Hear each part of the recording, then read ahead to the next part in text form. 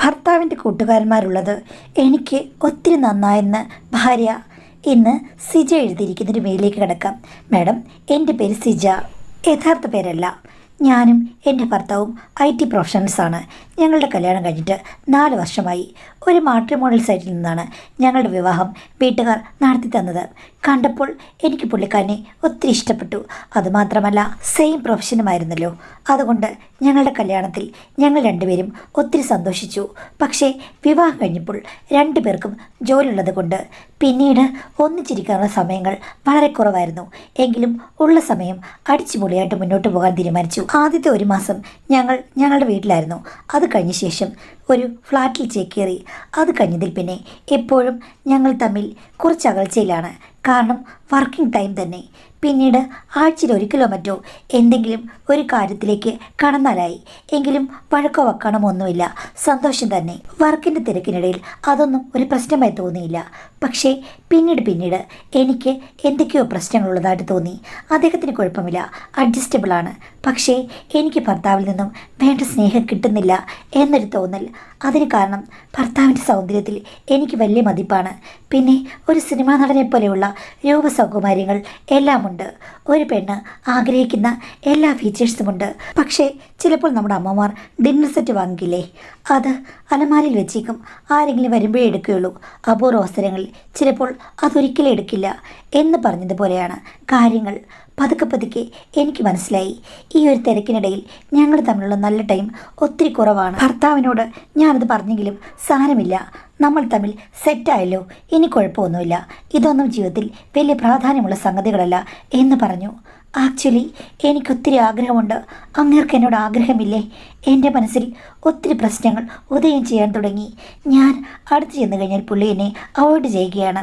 ചില ദിവസങ്ങളിൽ ഞങ്ങൾ ഒന്നിച്ചുണ്ടാകുമല്ലോ, അപ്പോൾ ഞാൻ തേടി ചെല്ലും. പക്ഷേ എനിക്ക് ഒന്ന് കാണാനുള്ള സൗഭാഗ്യം പോലും കിട്ടില്ല. ഇത്രയും സുന്ദരനായ ഒരു പുരുഷനെ വെറുതെ ഞാൻ കണ്ടുറങ്ങുകയാണ്. അങ്ങയുടെ മനസ്സിൽ എന്താണെന്ന് എനിക്കറിയില്ല. പക്ഷേ എൻ്റെ മനസ്സിൽ വിഷമങ്ങൾ മാത്രമാണ്. എന്നെ അടുപ്പിക്കാതിരുന്ന് കഴിഞ്ഞപ്പോഴേക്കും എനിക്ക് വാശിയായി.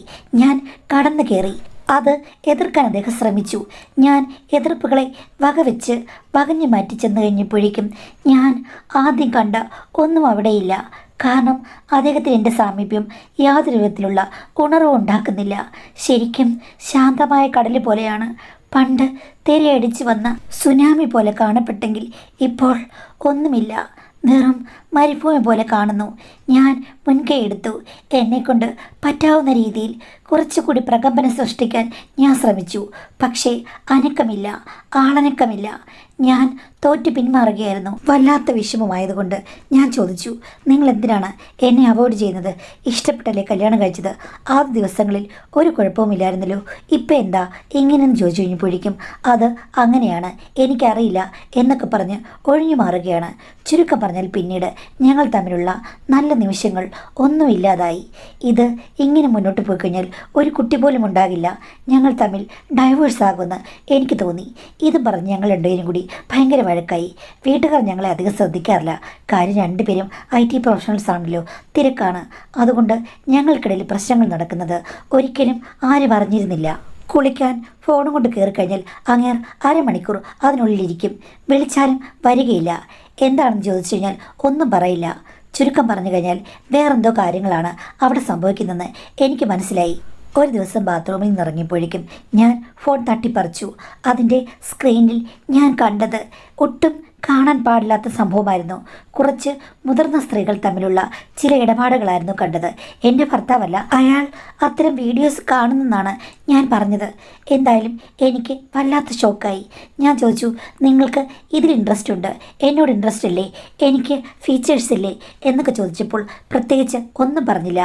പുച്ഛഭാവത്തിൽ ചിരിച്ചുകൊണ്ടങ്ങ് നടക്കുകയാണ്. മാഡം, ഇതൊക്കെ കല്യാണം കഴിഞ്ഞ് വളരെ ചുരുക്ക സമയത്തിനുള്ളിൽ നടന്നു എന്ന് പറഞ്ഞു കഴിഞ്ഞാൽ ആരെങ്കിലും വിശ്വസിക്കുമോ? പക്ഷേ എൻ്റെ കാര്യത്തിൽ നടന്നു. അങ്ങേർ വേറെ ഏതോ ലോകത്താണ്. എൻ്റെ ജോലി, ഞങ്ങളുടെ രണ്ടുപേരുടെയും ജോലി ഇങ്ങനെയൊക്കെ ആയതിൽ ഞാൻ സത്യം പറഞ്ഞാൽ അന്ന് ഒത്തിരി വിഷമിച്ചു. ആരോടും ഇത് പറയാൻ പറ്റില്ല. പറഞ്ഞാലും പ്രത്യേകിച്ച് പ്രയോജനമൊന്നുമില്ല. എല്ലാവരും വലിയ ബിസിയാണ്. ഇനിയിപ്പോൾ ആകെയുള്ളത് എൻ്റെ അമ്മയോടാണ്. അമ്മയും കുറച്ച് മോഡേൺ മെൻറ്റാലിറ്റി ഉള്ള ആളാണ്. എൻ്റെ കാര്യത്തിൽ അധികമൊന്നും ഇടപെടില്ല. അമ്മയോട് സംസാരിക്കാവുന്നതേ ഉള്ളൂ. എന്നാലും മോളായി ഞാൻ എങ്ങനെയാണ് സംസാരിക്കുക? നാളുകൾ പോകെ ഒരു ദിവസം അമ്മ എന്നോട് ചോദിച്ചു, കുട്ടികളൊന്നും വേണ്ടടി, എപ്പോഴാണ് നിങ്ങൾ പ്ലാൻ ചെയ്ത് വെച്ചിരിക്കുന്നതെന്ന്. അത് കേട്ടപ്പോൾ എനിക്ക് വല്ലാത്ത വിഷമം വന്നു. ഞാൻ പൊട്ടിക്കരഞ്ഞു. അമ്മ ചോദിച്ചു, അതെന്താടി, ജോലി പോകുന്നോർത്ത് പൊട്ടിക്കരയുകയാണോന്ന്. ഞാൻ പറഞ്ഞു അതൊന്നുമല്ലെന്ന്. പിന്നീട് എൻ്റെ മനസ്സിലുള്ള എല്ലാ കാര്യങ്ങളും, നടന്നുകൊണ്ടിരിക്കുന്ന എല്ലാ കാര്യങ്ങളും വള്ളിപ്പുള്ളി വിടാതെ ഞാൻ അമ്മയോട് പറഞ്ഞു. അമ്മ അത് കേട്ട് ആശ്ചര്യപ്പെട്ടു. എടി, അവൻ നിന്നോട് ഭയങ്കര സ്നേഹമാണല്ലോ പ്രകടിപ്പിക്കുന്നത്. ഇവിടെ വരുമ്പോൾ നിങ്ങൾ ഇണക്കുരുവികളെ പോലെയല്ലേ? അമ്മേ, തോളത്ത് കൈയിട്ട് നടന്നു കഴിഞ്ഞ ഉടനെ ഇണക്കുരുവികളാകുമോ? മറ്റുള്ളവരെ കാണിക്കാൻ വേണ്ടിയിട്ടുള്ള അഭിനയമാണ്. എൻ്റെ അടുത്തേക്ക് ഒന്നുമില്ല, വീഡിയോ കാണുകയാണ്. അതും അമേരിക്കയിലും അവിടെ ഇവിടെയൊക്കെയുള്ള ആളുകളുടെ ഇത്തിരി മുതിർന്ന പെണ്ണുങ്ങളുടെ വീഡിയോ എന്ന് പറഞ്ഞപ്പോഴേക്കും അമ്മ പറഞ്ഞു, ആ എങ്കിൽ അവനെന്തോ നല്ല കുഴപ്പമുണ്ട് മോളെ. ഞാനങ്ങോട്ട് വന്ന് 10 ദിവസം നിൽക്കട്ടേടി, 2 ആഴ്ച നിൽക്കാം. അപ്പോൾ എന്താ അവിടെ ആക്ടിവിറ്റി എന്ന് എനിക്കറിയാമല്ലോ എന്ന് ഞാൻ ചോദിച്ചു. അമ്മ വന്ന് നിൽക്കുമോ? അതിനെന്താ, ഞാൻ വന്ന് നിൽക്കാം. അച്ഛൻ വിടുമോ? ആ, അച്ഛൻ വിടുമോ എന്നുള്ളത് രണ്ടാമത്തെ കാര്യമല്ലേ. ഞാൻ വരാവടി, അത്യാവശ്യം ചില പ്രശ്നങ്ങളുണ്ടെന്ന് അദ്ദേഹത്തോട് പറയാം. ഇതൊന്നും പറയണ്ട, അവിടെ വന്ന് ഞാൻ നിൽക്കാം. ഇവൻ്റെ ആറ്റിറ്റ്യൂഡും ഇവൻ്റെ സ്വഭാവങ്ങളും ഒക്കെ ഞാൻ ഒന്ന് ശ്രദ്ധിക്കട്ടെ. അവസാനം ഞാൻ ഒരു തീരുമാനത്തിലെത്താം. ഇനി നിനക്ക് പറയാൻ വയ്യെങ്കിൽ ഞാനവിടെ ഒച്ചയിടാം. എൻ്റെ സ്വഭാവം നിനക്കറിയാമല്ലോ. പമ്മി ഇരുന്നാലും അത്യാവശ്യത്തിന് ഞാൻ ഈറ്റപ്പുല്ലിയെ പോലെ കുതിച്ചു ചാടും. ആ, അമ്മ വന്ന് എന്നെ സഹായിക്കൂ. എൻ്റെ ജീവിതം വല്ലാത്ത കഷ്ടത്തിലാണ്. ഞാൻ വരാവടി. അവനോടൊന്നും പറയാതെ നോക്കട്ടെ അവൻ്റെ സ്വഭാവം എങ്ങനെയുണ്ടെന്ന്. അമ്മ വരാമെന്ന് പറഞ്ഞപ്പോൾ എനിക്ക് സന്തോഷമായി. എന്നേക്കാൾ മിടുക്കിയാണ് അമ്മ. ഭർത്താവിനോട് അനുസരണ ഉണ്ടെങ്കിലും വരച്ച വരയിൽ നിർത്താൻ അമ്മ മിടുക്കിയാണ്. സംശയങ്ങൾ പെട്ടെന്ന് അമ്മയ്ക്ക് ദൂരീകരിക്കാൻ പറ്റും. പപ്പയോടുള്ള ആ ഒരു മനോഭാവമൊക്കെ ഞാൻ കണ്ടിട്ടുണ്ട്. സ്വന്തം ഭർത്താവിന് എന്തെങ്കിലും സംശയമുണ്ടെങ്കിൽ ക്രോസ് വിസ്താരം നടത്തുന്നത് ഞാൻ കണ്ടിട്ടുണ്ട്. അപ്പോൾ എന്തായാലും എൻ്റെ ഭർത്താവിൻ്റെ കുഴപ്പങ്ങൾ കുറച്ചുകൂടി അനലൈസ് ചെയ്യാൻ അമ്മയ്ക്ക് പറ്റുമായിരിക്കാം എന്ന് ഞാൻ വിചാരിച്ചു. പിന്നെ അമ്മ വരുമ്പോൾ എന്തായാലും പോയി വേറെ ഒന്നും മാറിയിരിക്കില്ല.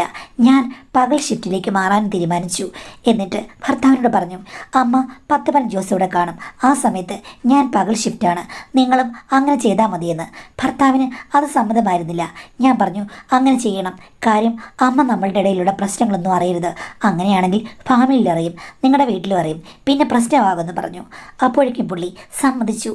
അങ്ങനെ രാവിലെ പോയിട്ട് വൈകിട്ട് വരും. അമ്മ വന്ന ദിവസം ഭർത്താവ് നേരത്തെ കൂട്ടിൽ ചേക്കേറി. അന്ന് എന്തെങ്കിലും ഒരു പുരോഗമനം ഉണ്ടാകുമെന്ന് ഞാൻ വിചാരിച്ചു. പക്ഷേ ഒന്നും നടന്നില്ല. ദേഷ്യത്തിൽ അപ്പുറത്തേക്ക് മാറിക്കിടക്കുകയായിരുന്നു. ഇങ്ങേർക്ക് എന്താണ് പ്രശ്നമെന്ന് എനിക്ക് ഒട്ടും പിടികിട്ടിയില്ല. അമ്മ പിറ്റേന്ന് എന്നോട് ചോദിച്ചു, നേരത്തെ നിങ്ങൾ ഉറങ്ങാൻ പോയല്ലോ, എന്തെങ്കിലും ഗുണമുണ്ടായോ എന്ന്. ഞാൻ പറഞ്ഞു, ഒരു ഗുണവുമില്ലെന്ന്. 2 ദിവസം അങ്ങനെ പോയി. അമ്മ വരുമ്പോഴേക്കും നല്ല മൃഷ്ടാന്ന ഭോജനങ്ങൾ ഉണ്ടാക്കി വയ്ക്കും. അത് വെട്ടി വിഴുങ്ങും, പക്ഷേ ഒരു പ്രയോജനവുമില്ല. 2-3 ദിവസം കഴിഞ്ഞപ്പോൾ അമ്മ ചോദിച്ചു, എന്തെങ്കിലും മാറ്റം ഉണ്ടോ എന്ന്. ഒരു മാറ്റമില്ല, നേരത്തെ റൂമിൽ കയറും എന്നുള്ളതല്ലാതെ എന്താ അമ്മയെ മാറ്റമെന്നും.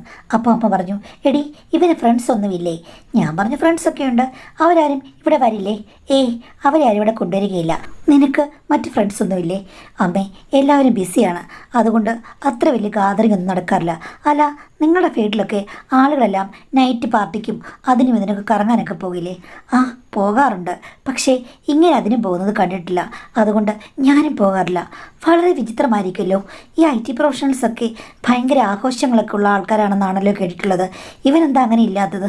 എനിക്കറിയില്ലമ്മേ. ആകെക്കൂടി വിചിത്രമായൊരു സ്വഭാവമാണ്. ആകെ കാണാൻ സൗന്ദര്യം ഉണ്ടെന്നുള്ളതല്ലാതെ പ്രത്യേകിച്ച് ഗുണമെന്നുള്ളതായിട്ട് തോന്നുന്നില്ല. എന്തൊക്കെയോ ദുരൂഹതകൾ അങ്ങേർക്കുണ്ട് എന്ന് പറഞ്ഞപ്പോൾ അമ്മ പറഞ്ഞു, എന്തായാലും അവൻ്റെ കൂട്ടുകാരെയൊക്കെ ഇങ്ങോട്ടൊന്ന് വിളിക്ക്. നിനക്കറിയില്ലേ? പിന്നെ അറിയാം, ഒത്തിരി നല്ല ചെക്കന്മാരുണ്ടോ ഈ കൂട്ടത്തിൽ. അതെന്താ അമ്മ അങ്ങനെ ചോദിച്ചേ? അല്ല, നല്ല സൗന്ദര്യമുള്ള ആണുങ്ങൾക്ക് സൗന്ദര്യമുള്ള ആൺകൂട്ടുകാരും ഉണ്ടാകുമല്ലോ.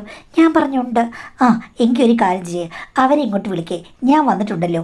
അവർക്ക് ഞാൻ നല്ല സദ്യയോ എന്താണെന്ന് വെച്ച് കഴിഞ്ഞാൽ ഉണ്ടാക്കി കൊടുക്കാം. സദ്യ വൈകിട്ട് അങ്ങനെ അമ്മ കൊടുക്കുന്നത്. ശരി, എന്താണോ നോൺ വെജ് വിഭവങ്ങളൊക്കെ ഉണ്ടാക്കി ഞാൻ കൊടുക്കാം. ഇങ്ങോട്ട് വിളിക്ക്. അമ്മ ഈ ഫ്ലാറ്റിൽ തന്നെ കുറേ ഫ്രണ്ട്സ് ഉണ്ട്.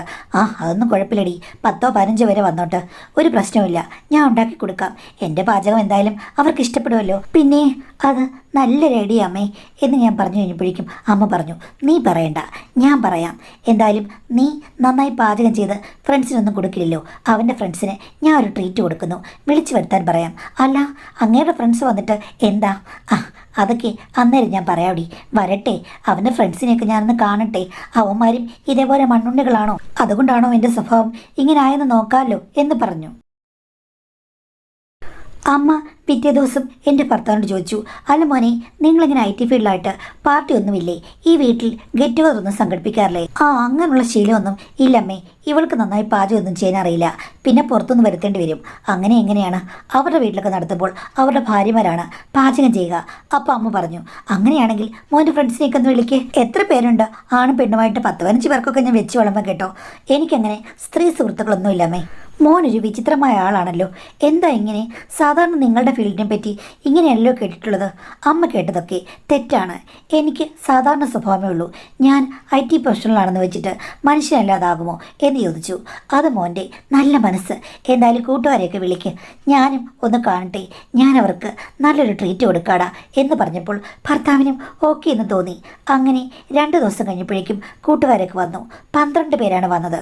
പുള്ളിയുടെ കമ്പനിയിലുള്ളവരാണ്. ഞങ്ങൾ ഒരിടത്താണ് വർക്ക് ചെയ്യുന്നത്. എൻ്റെ കമ്പനി വേറെയാണ്, പുള്ളിയുടെ കമ്പനി വേറെയാണ്. എങ്കിലും കൂട്ടുകാരെയൊക്കെ അറിയാം. ഇത്രയും കാലത്തിനിടയ്ക്ക് ആദ്യമായിട്ടാണ് അവർ ഞങ്ങളുടെ വീട്ടിലേക്ക് ഇങ്ങനെ കൂട്ടമായിട്ട് വരുന്നത്. അല്ലാതെ എന്തെങ്കിലും ആവശ്യത്തിനൊക്കെ വരാറുണ്ട്. പക്ഷേ ഇങ്ങനെ ഒരു ഗാദറിങ് നടന്നിട്ടേ ഇല്ല. വൈകുന്നേരമായപ്പോൾ അമ്മ എന്നോട് പറഞ്ഞു, എടി അവർ വരുമ്പോൾ നീ ഭയങ്കര സന്തോഷവതിയായിട്ട് അവരോടെല്ലാം സംസാരിക്കണം. പിന്നെ ഭർത്താവിനെ അത്ര മൈൻഡ് ചെയ്യണ്ട.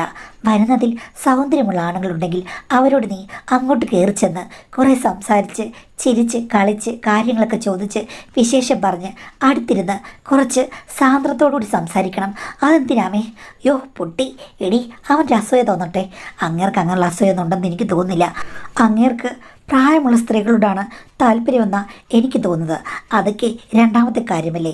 എന്തായാലും ഭർത്താവിന് അസൂയ ഉണ്ടാകുന്ന രീതിയിൽ നീ ഒന്ന് സംസാരിച്ച് നോക്കൂ എന്ന് പറഞ്ഞപ്പോഴേക്കും അമ്മ പറയുന്നതല്ലേ, വർക്കൗട്ട് ചെയ്യുന്ന വല്ല വിദ്യയുമാണെങ്കിൽ നോക്കാം എന്ന് വിചാരിച്ച് അവർ വന്നു കഴിഞ്ഞപ്പോഴേക്കും ഞാൻ കുറച്ചൊന്ന് ഇളകിത്തുള്ളി എല്ലാവരെയും സ്വീകരിച്ചു. എന്നോട് അവർക്ക് അത്ര അടുപ്പമൊന്നുമില്ല. ഞാൻ ഇത്തിരി സ്ട്രിക്റ്റ് ആണെന്നാണ് അവർ വിചാരിച്ചത്. പക്ഷേ എൻ്റെ സ്വഭാവം കണ്ടപ്പോൾ പലരും പറഞ്ഞു, ഓ ഇത്രയും ഫ്രീഡമുള്ള ആളായിരുന്നു സിജ. ഞാനാണെങ്കിൽ അവരുടെ അടുത്ത് പോയിരിക്കുകയും ദേ ഇതെൻ്റെ അമ്മ ഉണ്ടാക്കിയതാണ് എന്നൊക്കെ പറഞ്ഞ് അവർക്ക് വിളമ്പിക്കൊടുക്കുകയൊക്കെ ചെയ്തു. അമ്മ എല്ലാവരും വന്ന് പരിചയപ്പെട്ടിട്ട് അമ്മയുടെ റൂമിലേക്ക് പോയി. അമ്മ പറഞ്ഞത് അതുപോലെയും അതിൻ്റെ ഇത്തിരി അധികമായിട്ട് ഞാൻ പ്രാവർത്തികമാക്കിയോ എന്നൊരു സംശയം. അഭിനയിച്ചപ്പോൾ ഞാനും അങ്ങ് വല്ലാതെ ഇളകി. അതുമാത്രമല്ല മാഡം, വന്നവരിൽ ഭൂരിപക്ഷം പേരും നല്ല സൗന്ദര്യമുള്ള ദേഹം സംരക്ഷിക്കുന്ന സുന്ദര കുടുംബന്മാരാണ്, മോഡൽസിനെ പോലെ. എനിക്കാണെങ്കിൽ വർഷങ്ങളായിട്ട് ഒരു മഴ പെയ്യാത്ത പ്രശ്നമാണ്. അപ്പോൾ ഞാൻ ഒരു ചാറ്റൽ മഴ കണ്ടു കഴിഞ്ഞാൽ അത് ചാറ്റൽ മഴ എന്ന് പറയാൻ പറ്റില്ല, ഒരു പെരുമഴ കണ്ടതുപോലെ തുള്ളിച്ചാടാൻ അങ്ങ് ആഗ്രഹിച്ചു. ഏതൊരു പെണ്ണിനും മോഹങ്ങളുണ്ട്. ഭർത്താവായിരിക്കും ആദ്യത്തെ സങ്കല്പം. പക്ഷേ ആ സങ്കല്പം നടന്നില്ലെങ്കിൽ പല സങ്കല്പങ്ങളിലേക്കും നമ്മൾ ഒളിച്ചിറങ്ങിപ്പോകും. അത്ര ആണുങ്ങളെ കണ്ടു കഴിഞ്ഞപ്പോഴേക്കും എനിക്കും ചരട് പൊട്ടിയ പട്ടം പോലെ നല്ല ഇളക്കം വന്നു. അയ്യോ, അതൊന്നും പറഞ്ഞ് മനസ്സിലാക്കാൻ പറ്റില്ല. എന്തായാലും ഞാൻ ഒരു കടുത്ത ലിപ്സ്റ്റിക്കാണ് അന്ന് അണിഞ്ഞിരുന്നത്. ഭർത്താവിൻ്റെ അടുത്തൊരു കൂട്ടുകാരുണ്ട്, അഭിനവ്. ആ കൂട്ടത്തിലെ ഏറ്റവും സുന്ദരനാണ്. പുള്ളി എന്നോട് ചോദിച്ചു, ആഹാ സിജെ, ഈ ലിപ്സ്റ്റിക്ക് എവിടെ നിന്നാണ്? നല്ല രസമുണ്ടല്ലോ. ഏത് ലിപ്സ്റ്റിക്കാണ്? ഇത് കെ ബ്യൂട്ടിയുടെ ലിപ്സ്റ്റിക്കാണ്, നല്ലതാണ്, നല്ല നിറമുണ്ട് കേട്ടോ. എൻ്റെ ഭാര്യയ്ക്ക് ഇത് സജസ്റ്റ് ചെയ്യാം എന്നൊക്കെ അവനും പറഞ്ഞു. ഞാനാണെങ്കിലും കൊഞ്ചിക്കുഴഞ്ഞ് ചിരിച്ചു. ഹസ്ബൻഡ് എന്നെ ശ്രദ്ധിക്കുന്നതായി ഞാൻ ശ്രദ്ധിച്ചില്ല. അയാൾ ശ്രദ്ധിക്കണ്ട. ഞാൻ എല്ലാവരുടെ അടുത്ത് മാറി മാറിയിരുന്നു. കാര്യം ഓരോ ആണുങ്ങൾക്കും ഓരോ വ്യത്യസ്ത സ്പ്രേയുടെ ഗന്ധമാണ്. ആ സ്പ്രേയും പുരുഷഗന്ധവുമായി ചേരുമ്പോൾ അത് പറഞ്ഞറിയിക്കാൻ പറ്റില്ല. അത്രയ്ക്കും ആഹ്ലാദത്തിലായിരുന്നു ഞാൻ. എൻ്റെ ഭർത്താവല്ലാതെ എനിക്ക് പല ഓപ്ഷൻസും ഉണ്ട് എന്ന് എനിക്കന്ന് മനസ്സിലായി. ഇനി അമ്മ അസൂയ വരുത്താൻ വേണ്ടിയിട്ട് മാത്രമാണോ ഇങ്ങനൊരു കാര്യം അറേഞ്ച് ചെയ്തത്? അതോ മോളെ, ഒന്ന് പോയാൽ ഒന്ന്, നിനക്കിഷ്ടം പോലെ ഓപ്ഷൻസ് ഉണ്ട്. നീ എന്തിനാടി വെറുതെ ചോക്കുമലയിലിരുന്ന് ചോക്ക് അന്വേഷിക്കുന്നത് എന്ന് എന്നെ തിരിച്ചറിയിക്കാൻ വേണ്ടിയിട്ടാണോ എന്ന് പോലും എനിക്ക് തോന്നിപ്പോയി. എന്തായാലും അമ്മ ഉദ്ദേശിച്ചത് എന്ത് തന്നെയാണെങ്കിലും എൻ്റെ മനസ്സിന് നല്ല ഉണർവ് വന്നു. ഭർത്താവിൻ്റെ കൂട്ടുകാരെയൊന്നും അകറ്റി നിർത്തേണ്ട കാര്യമില്ലായിരുന്നു. ഞാൻ എന്തിനാണ് മസിൽ പിടിച്ച് നടന്നത്? എൻ്റെ ഭർത്താവിനുള്ള മസിലിനേക്കാൾ കൂടുതലൊക്കെ അവർക്ക് മസിലുണ്ട്. ഞാനൊരു പൊട്ടിയാണ്. പലതും നടക്കേണ്ട സാഹചര്യത്തിൽ ഞാൻ ഭർത്താവിൽ നിന്ന് കിട്ടുന്ന കാര്യങ്ങളോർത്ത് അവിടെ വെയിറ്റ് ചെയ്തു. അതിൻ്റെ ആവശ്യമില്ല. സമരം ചെയ്തു. അതിൻ്റെ കാര്യമില്ല. 100 വാതിൽ തുറന്നു കിടക്കുമ്പോൾ തൊട്ടടുത്ത അടഞ്ഞ വാതിൽ തുറക്കാൻ ശ്രമിക്കുന്ന ഞാൻ എന്തൊരു മണ്ടിയാണ്. ഏതെങ്കിലും ഒരു വാതിലിൽ കൂടി ഓടിപ്പോയി കഴിഞ്ഞാൽ എൻ്റെ കാര്യം നടക്കാം. ഒന്നാമതെത്താം. ഭർത്താവിൻ്റെ ഫ്രണ്ട്സൊക്കെ പോയപ്പോൾ ഏകദേശം 12:45. അതുവരെ ഭർത്താവ് എങ്ങനെയാണെന്നോ എവിടെയാണെന്നോ ഞാൻ ശ്രദ്ധിച്ചില്ല. അദ്ദേഹം അത് ശ്രദ്ധിച്ചൊന്നും അറിയില്ല. പോയി കിടന്നു കഴിഞ്ഞപ്പോഴേക്കും ഞാൻ പറഞ്ഞു, ഗുഡ് നൈറ്റ്, ഇന്ന് നല്ല ക്ഷീണമുണ്ടല്ലേ എന്ന് പറഞ്ഞ് ഞാൻ തിരിഞ്ഞു കിടന്നു. അപ്പോൾ ഹസ്ബൻഡ് എന്നോട് പറയുകയാണ്, നിനക്കിന്ന് ആവശ്യത്തിൽ കൂടുതൽ ഇളക്കമായിരുന്നല്ലോ. സാധാരണ നീ വളരെ സമാധാനത്തോടു കൂടി എല്ലാവരോടും സംസാരിക്കുന്ന ആളാണ്. ഇന്ന് പക്ഷെ നീ തുള്ളിക്കളിക്കുന്ന കുഞ്ഞിപ്പുഴുവിനെ പോലെ ആയിരുന്നല്ലോ എന്ന് പറഞ്ഞു. ആ, എനിക്കും തുള്ളിക്കളിക്കാൻ തോന്നിക്കഴിഞ്ഞാൽ തുള്ളിക്കളിക്കണ്ടേ, നിങ്ങൾക്ക് മാത്രം പോയി തുള്ളിക്കളിച്ചാൽ മതിയോ എന്ന് ചോദിച്ചു. നിനക്ക് വല്ലാത്ത കുഴപ്പങ്ങളുണ്ടെന്ന് പറഞ്ഞു. ഞാൻ പറഞ്ഞു, നിങ്ങളുടെ അത്രയും കുഴപ്പം എനിക്ക് ഇതുവരെ ഇല്ല. ഇനി കുഴപ്പങ്ങളുണ്ടെങ്കിലും എങ്ങനെ മാനേജ് ചെയ്യണമെന്ന് എനിക്കിന്ന് മനസ്സിലായി. നിങ്ങളുടെ കൂട്ടുകാരൊക്കെ എന്ത് നല്ല സൗന്ദര്യമുള്ള ആണുങ്ങളാണ്. നിങ്ങളെക്കാൾ മസിലുണ്ട്, സൗന്ദര്യമുണ്ട്, ആണത്തമുണ്ട്. ശരിക്കും നിങ്ങളുടെ കൂട്ടുകാരെയൊക്കെ നേരത്തെ ഇങ്ങോട്ട് വിളിക്കേണ്ടിയായിരുന്നു. അതൊന്നും എനിക്കന്ന് ബുദ്ധി പോയില്ല എന്ന് പറഞ്ഞു. എടീ, നിനക്കവർ വന്നപ്പോൾ വല്ലാത്ത ഇളക്കമാണെന്നും അവരൊക്കെ എന്ത് വിചാരിച്ച് കാണും നീ ഓർക്കുന്നുണ്ടോ? ഞാൻ പറഞ്ഞു, എന്ത് വിചാരിക്കാനാണ്? അവരെ കണ്ടപ്പോൾ എനിക്ക് സന്തോഷം. അവരിൽ പലരും പറഞ്ഞു ഒരു ശാന്ത സ്വരൂപിണിയായിരുന്നു. ഇത്രയും ഓപ്പണപ്പായിട്ട് പെരുമാറുമെന്ന് വിചാരിച്ചല്ല. നീ പെഗ് അടിച്ചിട്ടുണ്ടോ എന്നവർ ചോദിച്ചെന്ന്. ഞാൻ പറഞ്ഞു, ഉണ്ടെങ്കിലുണ്ട്, ഇല്ലെങ്കിലില്ല. എനിക്ക് തോന്നുന്ന സമയത്ത് തോന്നുന്ന പോലെ പെരുമാറാൻ എനിക്ക് അവകാശമില്ലേ? നിങ്ങൾക്ക് പെരുമാറരുതോ?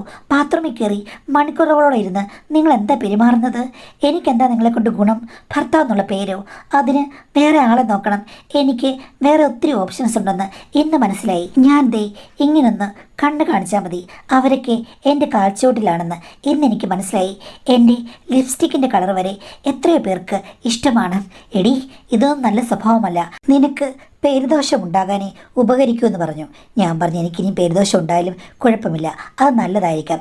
വെറുതെ ഒരു ഭർത്താവുണ്ട്, ഞാനിവിടെ വെറുതെ ഉറങ്ങുന്നു. അതിനേക്കാൾ എത്ര നല്ലതാണ്. പേരുദോഷമുണ്ടെങ്കിൽ എനിക്ക് ഫാൻസും കൂടും. അപ്പോൾ നീ രണ്ടും കൽപ്പിച്ചിറങ്ങിയതാണെന്ന് ചോദിച്ചു. ഞാൻ പറയും, നിങ്ങൾക്ക് രണ്ടും കൽപ്പിച്ച് ഇങ്ങനെ ചെയ്യാമെങ്കിൽ എനിക്കെന്താ ചെയ്യുന്നതിന്? അപ്പോൾ ഭർത്താവ് ഒന്നും മിണ്ടിയില്ല. പിന്നെയും എന്നെ കുറ്റപ്പെടുത്തി സംസാരിച്ചപ്പോൾ ഞാൻ പറഞ്ഞു, നിങ്ങൾ യഥാർത്ഥത്തിൽ നിങ്ങളുടെ പ്രശ്നം എന്താണെന്നെങ്കിലും എന്നോട് പറ. അപ്പോൾ ഞാൻ കറക്റ്റായിട്ട് മറുപടി പറയാം. ഞാനിനി ഡൈവോഴ്സ് ചെയ്ത് പോകണം, നിങ്ങൾക്ക് വേറെ ആരുടെങ്കിലും പ്രേമമാണെങ്കിൽ അതും പറ, അങ്ങനെ ചെയ്യാവുന്ന. ഓ, അതൊന്നുമില്ല, എനിക്കങ്ങനെ പ്രശ്നങ്ങളൊന്നുമില്ല എന്നൊക്കെ പറയുകയാണ്. ഇങ്ങേർക്ക് കാര്യമായ കുഴപ്പമുണ്ടെന്ന് എനിക്ക് മനസ്സിലായി മാഡം. പിറ്റേന്ന് അമ്മയോട് പറഞ്ഞപ്പോൾ അമ്മ പറഞ്ഞു, എന്തൊക്കെയോ പോസിറ്റീവായ സയൻസ് ഇവിടെ നടക്കുന്നുണ്ട്. പിന്നെ അവൻ്റെ യഥാർത്ഥ പ്രശ്നം എന്താണെന്ന് അവൻ ചിലപ്പോൾ പറയുമായിരിക്കും. ആദ്യ കാലഘട്ടങ്ങളിൽ എന്നോടൊരു കുഴപ്പമില്ലായിരുന്നു അമ്മേ, പിന്നെയാണ് താല്പര്യം ഇല്ലാതായത് എന്ന് പറഞ്ഞപ്പോൾ അമ്മ പറഞ്ഞു, വേറെ എന്തെങ്കിലും കാര്യം കാണും, ഇതുപോലുള്ള വീഡിയോയുടെ അഡിക്ഷനോ വല്ലതും ആയിരിക്കാം. മോളെ, നീ പതുക്കെ സ്നേഹം ഭാവിച്ച് ചോദിക്ക്, ഇനിയിപ്പം പറയുമെന്ന് പറഞ്ഞു. എന്തായാലും പിറ്റേ ദിവസം എനിക്കിത്തിരി താമസമുണ്ടായിരുന്നു വരാൻ. ഭർത്താവ് നേരത്തെ വീട്ടിൽ വന്നു. ഞാൻ വന്നപ്പോൾ ഭർത്താവ് സോഫയിൽ കിടന്ന് ഉറക്കുവാണ്. ഞാൻ ചോദിച്ചു, എന്താ പറ്റിയെന്ന്. ഇന്നിത്തിരി കുടിച്ചിട്ടാ വന്നെന്ന് തോന്നുന്നു മോളെ. വന്നു കഴിഞ്ഞപ്പോഴേക്കും ഞാൻ ചോദിച്ചു, നീ എന്തിനാ മോനെ കുടിക്കുന്നേ എന്നൊക്കെ ചോദിച്ച് ഞാൻ കുറേ കാര്യങ്ങൾ ചോദ്യം ചെയ്തു. എൻ്റെ മോള് എന്നോട് എല്ലാ കാര്യങ്ങളും പറഞ്ഞു. നീ എന്തിനാണ് അവളെ അവോയ്ഡ് ചെയ്യുന്നത്? നിനക്ക് എന്താണ് പറ്റിയത് എന്നൊക്കെ ഞാൻ ചോദിച്ചു കഴിഞ്ഞപ്പോഴേക്കും അവൻ എന്നോടൊരു കാര്യം പറഞ്ഞു. മോളെ, അവൻ്റെ 23ാമത്തെ വയസ്സ് മുതൽ അവൻ്റെ ബന്ധത്തിലുള്ള ഒരു ആൻറ്റിയുമായിട്ട് അവന് അസാധാരണമായ ചില റിലേഷൻസ് ഒക്കെ ഉണ്ട്. അവരാണ് ഇവൻ്റെ സൗന്ദര്യം കണ്ട് അട്രാക്റ്റായി അങ്ങോട്ട് ചെന്ന് അവനെ വിളിച്ചോണ്ട് പോയത്. അവരുടെ ഭർത്താവ് ഇവിടെ ഇല്ല, ദൂരെയാണ്. അങ്ങനെ ചെറുപ്രായത്തിലെ അവൻ എന്നെപ്പോലെ പ്രായമുള്ള ഒരു സ്ത്രീയുടെ വലയിൽപ്പെട്ടു. അങ്ങനെ കംഫർട്ടബിളായി കഴിഞ്ഞുകൊണ്ടിരുന്നപ്പോഴാണ് വീട്ടുകാർ കല്യാണത്തിന് നിർബന്ധിച്ചത്. പിന്നെ ആ സമയത്ത് അവൻ്റെ ആൻറ്റി പറഞ്ഞെന്ന്, സാരമില്ല, കല്യാണം കഴിയുമ്പോഴേക്കും നീ റെഡിയാകും, അത് കഴിഞ്ഞാൽ പിന്നെ നമ്മൾ തമ്മിൽ ബന്ധമൊന്നും കാണില്ല, ധൈര്യമായിട്ട് കല്യാണം കഴിക്കുമെന്ന് അവർ പറഞ്ഞ ഉറപ്പിലാണ് കല്യാണം കഴിച്ചത്. അങ്ങനെ 3-4 മാസം അവരുമായി കോണ്ടാക്റ്റ് ഇല്ലാതെ നിന്റെ കൂടെ സന്തോഷത്തിൽ കഴിഞ്ഞു. പക്ഷേ ആ സ്ത്രീ തിരിച്ചു വന്നിട്ട് പഴയതുപോലെ തന്നെ അവനോട് ആക്റ്റീവായി പെരുമാറാൻ തുടങ്ങി. അന്നു മുതൽ അവന് നിന്നോടുള്ള താല്പര്യം കുറഞ്ഞു. പണ്ടേ ഇത്തരം വീഡിയോകളൊക്കെ അവന് ഇഷ്ടമാണെന്നറിയാം. അവരാണ് അവന് വീഡിയോ അയച്ചു കൊടുക്കുന്നത്. ആ വീഡിയോ കാണുമ്പോഴേക്കും അവന് കൂടുതൽ പ്രശ്നങ്ങളുണ്ടാകും. അവരുടെ ഓർമ്മകൾ വരും. ബാത്റൂമിലൊക്കെ വെച്ച് വീഡിയോ കോളും സംസാരമൊക്കെ ഉണ്ട്. നീ അതൊന്നും ശ്രദ്ധിച്ചില്ല, ഇപ്പോഴാണ് ശ്രദ്ധിക്കുന്നത്. അമ്മേ, എനിക്കറിയില്ലായിരുന്നല്ലോ ഇതാണോ അതിന് പിന്നിലെ കഥ. അതേടി, അവന് തീർച്ചയായും നിന്നോട് സ്നേഹമുണ്ടെങ്കിലും അവരുടെ വലയിലാണ് അവൻ്റെ മനസ്സ്. ഒന്നും വർക്കൗട്ടാകുന്നില്ല നിൻ്റെ അടുത്ത്. അതാണ് പ്രശ്നം. അവരുടെ അടുത്തേക്ക് തിരിച്ചു പോകണമെന്നുണ്ട്. പക്ഷേ അവർ നിർബന്ധിച്ചിട്ടും നിന്നെ ഓർത്ത്, വിവാഹം കഴിച്ചതോർത്ത് അവൻ പോകുന്നുമില്ല. അവൻ്റെ ഒരു കാര്യം നടക്കാതെ സ്റ്റക്കാണ്. അതേപോലെ നിന്റെ കാര്യങ്ങളും ഇവിടെ സ്റ്റക്കാണ്. ഇതാണ് സംഭവിച്ചുകൊണ്ടിരിക്കുന്നത്. ആ സ്ത്രീയുടെ കയ്യിൽ നിന്ന് അവൻ വിമുക്തനാകുമെന്ന് തോന്നുന്നില്ല എന്ന് അമ്മ പറഞ്ഞു. ഞാനിത് കേട്ട് ഞെട്ടിപ്പോയി. അവൻ എന്നോട് പറഞ്ഞതാണ്. പിന്നെ നിന്നോട് പറഞ്ഞാലും പ്രശ്നമില്ലെന്ന് പറഞ്ഞു. നിന്നോട് ഡയറക്റ്റ് ഇതൊന്നും പറയാൻ പറ്റില്ലെന്നും പറഞ്ഞു. ഞാൻ ആശ്വസിപ്പിച്ചിട്ടുണ്ട്. ഞാനിനി 2-3 ദിവസം കഴിയുമ്പോൾ പോവാം മോളെ. നീ അവനോട് കാര്യങ്ങൾ തുറന്നു ചോദിച്ച് സംസാരിച്ച് അവനെ ഒന്ന് ശരിപ്പെടുത്തിയെടുക്ക്. ചിലപ്പോൾ നീ വിചാരിച്ചു കഴിഞ്ഞാൽ അവനെ തിരിച്ചു കൊണ്ടുവരാൻ പറ്റും. എന്താ കാര്യം എന്ന് അറിഞ്ഞല്ലോ എന്ന് പറഞ്ഞു. ഞാൻ ഒന്നും മിണ്ടിയില്ല. ഭർത്താവിനോട് 2-3 ദിവസത്തേക്ക് ഞാനൊന്നും മിണ്ടിയില്ല. സാധാരണ പോലെ പോയി. അമ്മ പെട്ടെന്ന് തിരിച്ചു പോയി. കാര്യം എന്താണ് പ്രശ്നമെന്ന് അറിയാൻ വേണ്ടിയിട്ടാണല്ലോ. അമ്മ പോയി കഴിഞ്ഞ് ഭർത്താവിനോട് ഞാൻ കാര്യങ്ങളെല്ലാം സംസാരിച്ചു. മദ്യലഹരിയിൽ എന്തെല്ലാം പറഞ്ഞിട്ടുണ്ടെന്നുള്ളത് ഭർത്താവിന് അറിയില്ലായിരുന്നു. ഞാൻ കാര്യങ്ങളൊക്കെ ചോദിച്ചു കഴിഞ്ഞപ്പോഴേക്കും ആ സ്ത്രീയെയും വീഡിയോയും ഒക്കെ എനിക്ക് കാണിച്ചു തന്നു. അവരൊരു കില്ലാടിയാണെന്നും എത്ര ശ്രമിച്ചാലും ഞാൻ അവരുടെ അടുത്തെത്തില്ലെന്നും എനിക്ക് മനസ്സിലായി. എൻ്റെ കാര്യങ്ങൾ അടുത്ത കാലത്തൊന്നും നടക്കാൻ പോകുന്നില്ല എന്ന് മനസ്സിലായി. ഭർത്താവിന് അവരോടുള്ള അറ്റാച്ച്മെൻറ്റ് കുറയുന്നില്ല. അവസാനം ഞാൻ പറഞ്ഞു, നമുക്ക് ഡൈവോഴ്സ് ചെയ്യാമെന്ന്.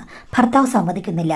പിന്നെന്താ റെമഡി എന്ന് ചോദിച്ചു കഴിഞ്ഞപ്പോഴേക്കും ഭർത്താവ് പറഞ്ഞു, നീ എന്നെ അനുവദിക്കണം, അവരുടെ അടുത്ത് എനിക്ക് പോകണം, ഇടയ്ക്ക് കാണണം, അല്ലാതെ എനിക്ക് മുന്നോട്ട് പോകാൻ പറ്റില്ലെന്ന് പറഞ്ഞു. അങ്ങനെയായപ്പോൾ ഞാൻ പറഞ്ഞു, ശരി, ഞാൻ സമ്മതിക്കാം.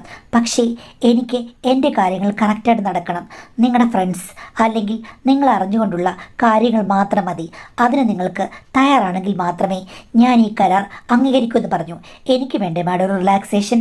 അങ്ങനെ പുള്ളി ആദ്യം സമ്മതിച്ചില്ല. അത് കഴിഞ്ഞിട്ട് എന്നോട് ഇങ്ങനെ പറഞ്ഞു, എൻ്റെ 3-4 വിശ്വസ്തരായ ഫ്രണ്ട്സ് ഉണ്ട്, അവർ മാത്രം, നീ പുറത്തുള്ള ഒരാളുമായും കോണ്ടാക്റ്റ് പാടില്ലെന്ന് പറഞ്ഞു.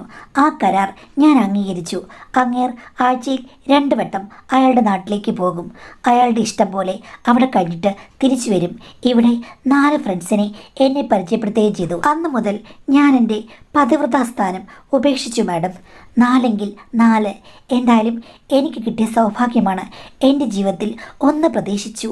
പക്ഷേ വ്യത്യസ്തമായ 4 കഥാപാത്രങ്ങൾ എനിക്ക് ചെയ്യാൻ ഒരേ സമയം അവസരം കിട്ടുമെന്ന് എനിക്ക് ഒരിക്കലും വിശ്വസിക്കാൻ പറ്റിയില്ല.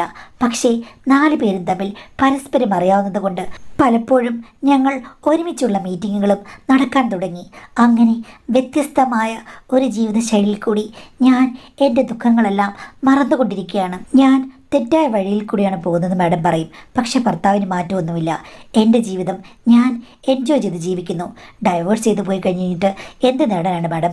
ഉർവശി ശാപം ഉപകാരം എന്ന് പറഞ്ഞ പോലെ എനിക്ക് തോന്നുന്നു. ഇനിയിപ്പോൾ ഒരു കുട്ടിയുടെ കാര്യത്തിൽ മാത്രമേ ഉള്ളൂ എനിക്ക് കൺഫ്യൂഷൻ. എൻ്റെ കഥ കേട്ടിട്ട് മാഡത്തിന് എന്ത് തോന്നുന്നു എന്നാണ് ചോദിച്ചിട്ടുള്ളത്. അപ്പോൾ എനിക്ക് തോന്നുന്നത് സാധാരണ പതിവ്രത എന്നല്ലെങ്കിൽ പോലും ഒരു നോർമൽ സ്ത്രീയാണെന്നുണ്ടെങ്കിൽ എന്താ ചിന്തിക്കുക, ആ എൻ്റെ ഭർത്താവ് ഇങ്ങനെയാണ് എങ്കിൽ ഡൈവേഴ്സ് ചെയ്തിട്ട് എനിക്ക് പുതിയൊരു ജീവിതം കണ്ടെത്താമെന്ന്.